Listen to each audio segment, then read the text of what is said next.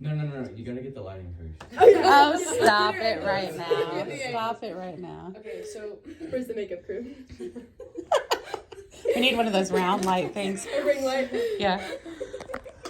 okay, so Christine Kane, we have an all-access pass, Jesus, which some of us aren't using, and we totally should be using it.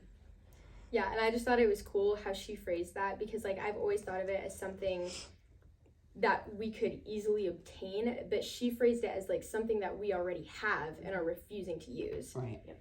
And I thought that was so powerful, because it's like you literally don't have to do anything but accept him, because you have it. He wants you to have it.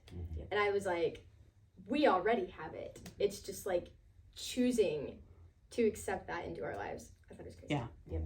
Good point. So Jackie Hill Perry, she was honestly my favorite speaker, I think.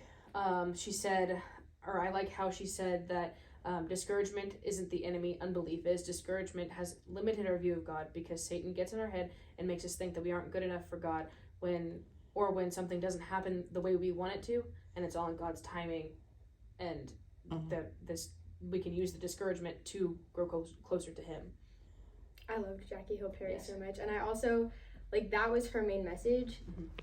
But then whenever she felt called to just like give a different message, that was what got me, because our generation is very wrapped up in technology, and she just felt so compelled to give this message. Like God was telling her, you need to tell these people this. And she said, beware, because what the devil is trying to take our generation over with is witchcraft.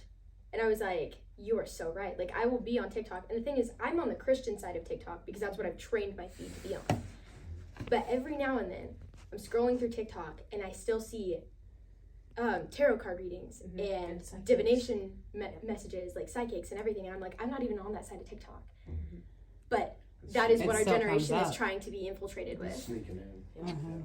And I'm like, I see so many people who invest themselves into zodiacs and moon signs and all these things that are witchcraft that our generation has just disguised as like, it's who you are. It's not.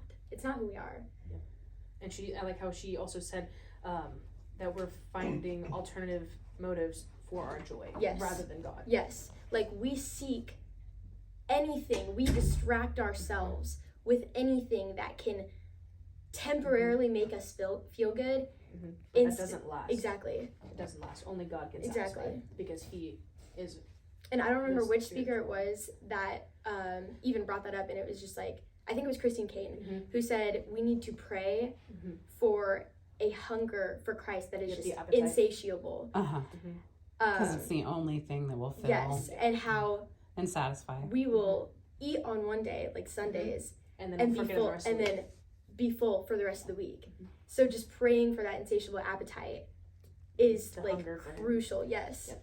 And I was like, I get that, because I'll go to Sunday and I'll have these great conversations with my friends, and sometimes I fall short to like carry that energy throughout the rest of my week. We all do. So we talked about with Philippe, I don't think you were in here yet, Bella, but we talked about like an appetite is like when people are sick, when humans are sick, a sign of your sickness is you don't feel like eating. Your appetite's so there's gone. Spiritual sickness. Yeah. So when you're spiritually sick, you don't have much of an appetite for the things of God or the Word of God or God Himself, His presence, you know. And so,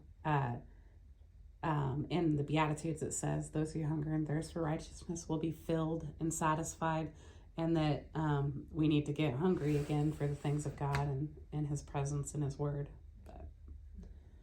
But yeah, Frocho. All right, and then Jonathan P. Kind of didn't pay really, like I paid attention, but like didn't fully pay attention. I need to rewatch his because he was right after lunch, and I was fighting. We were running on like 2 hours of sleep. Yeah, it was rough, but I did get like his 3 points that I really thought were really good. 1 is misunderstanding your role. 2, the fear of surrender will keep you from finding the freedom in Jesus, and 3, misunderstanding the cost.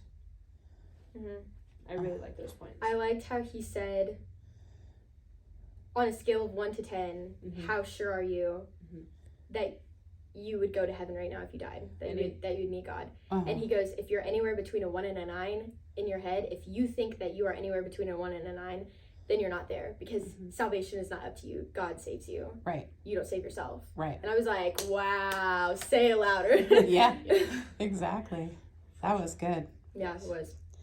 And then Catherine Wolfe, she is literally a walking, living miracle. Yeah. Like her whole entire story. And Just- she was the most outgoing person who was on stage. I agree. And real. Yeah. She's so authentic. Yeah.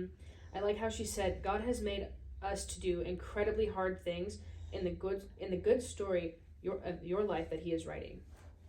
And that we are to glorify him in everything because he has given us the ability to go through those hard things. And she just exuded this joy, like this genuine joy. And she goes, you can live well and do hard things. Yeah.